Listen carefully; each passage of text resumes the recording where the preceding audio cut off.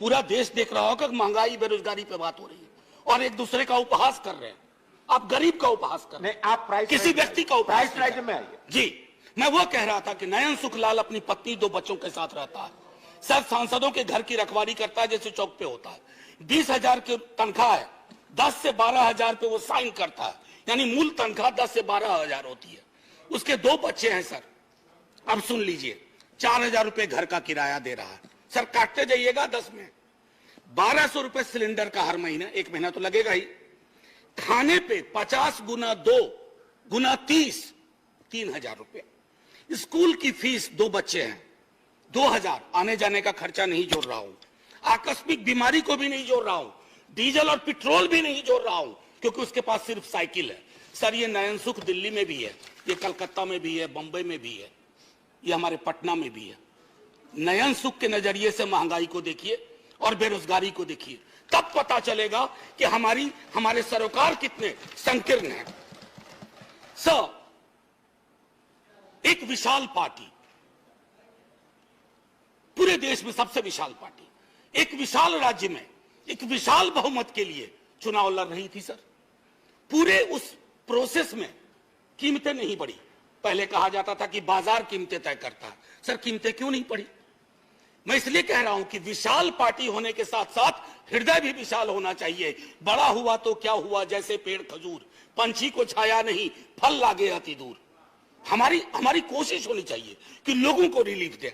अब सर मैं बार बार मैं देख रहा हूं क्रैडल टू ग्रेव, हमारा सोशल पॉलिसी जो हमारी थी, जो हमारा संविधान कहता है, वो कहता था कि पालने से लेके कब्र तक।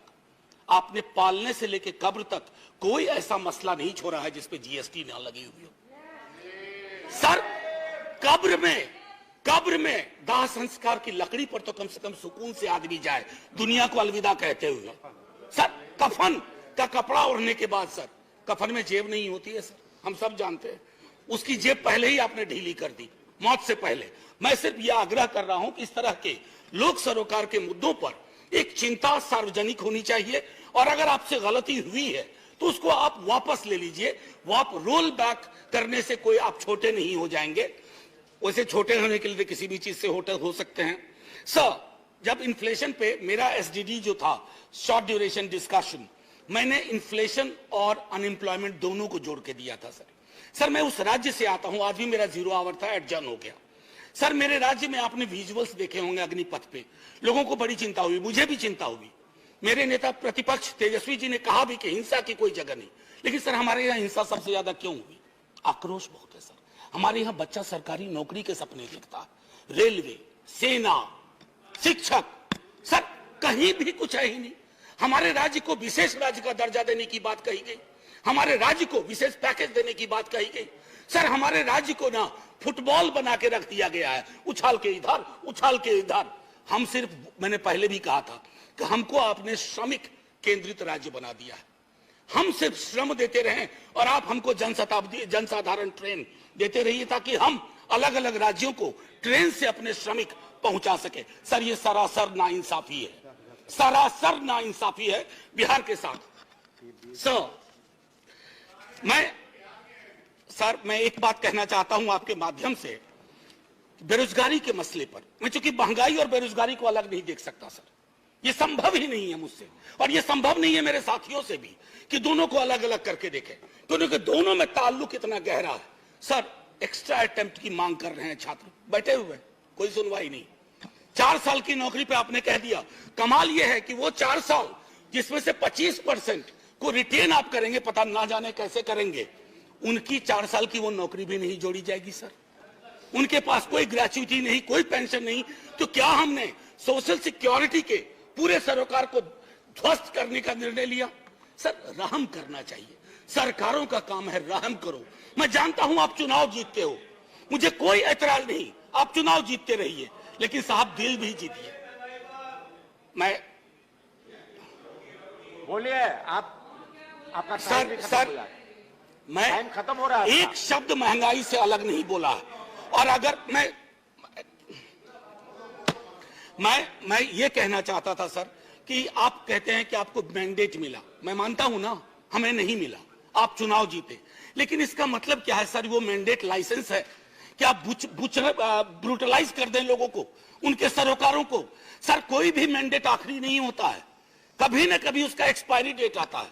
इशू सर, मैंडेट का इशू नहीं है, पर मैं इशू कल प्राइस राइज कल का है। Sir price rise. कल लोकसभा के एक सदन में, लोकसभा के हमारे सदन में, दूसरे सदन में एक शब्द का प्रयोग किया गया, फ्री फंड में। सर इस सदन में मैंने कई दफा कहा और मुझे भाजपा के मित्रों ने बाहर कहा, अंदर कहा कि आपने सही कहा है, फ्री शब्द का इस्तेमाल नहीं होना चाहिए। सर मेरे समक्ष, मैं आपके समक्ष रखता हूं, पढ़ूंगा नहीं सर, आर्टिकल 38 एंड 39। अगर उस व्यक्ति विशेष के बयान को 38, 39 के नजरिए से देखिएगा तो आप में से कोई भी उनके पक्ष में खड़े नहीं होंगे। आप सब कहेंगे आपकी सरकार ने 2-4 जगह बैनर बदले हैं, मुफ्त की जगह निःशुल्क लिखे हैं, निःशुल्क लिखना शुरू करिए, ये गरिमा को बचाने वाला काम होगा। ये फ्री में दे रहे हैं, फ्री फंड का दे रहे हैं। सर आप महोदय, मैं इसलिए कह रहा हूं, पहले भी सदन में जिन्होंने अभी आपत्ति की है उन्होंने भी, उनके तमाम दोस्तों ने भी कहा था कि इस शब्द का, सर 1-2 मिनट और लूंगा क्योंकि नहीं मेरा पूरा रिदम बिगड़ा था सर। आपका मैं तेल, निकल चुका। सर बस 1-2 मिनट दे दीजिए।